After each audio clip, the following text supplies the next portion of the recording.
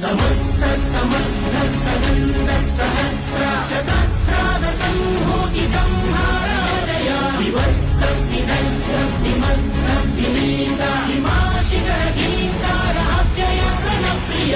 ఆరు చిచ్చుల మండె కపట బుద్ధితో మానవాళి బ్రతుకు మలుగుతున్నదా